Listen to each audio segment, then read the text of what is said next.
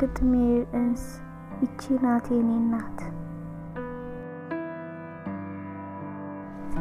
ይቺ ናት የኔ እናት የእናትነት መልኳ እልፍ ደግነቷ የሀገር ተምሳሌት ድንቅ ማንነቷ ፈገግታና ሐሴት ተስሏል ከፊቷ።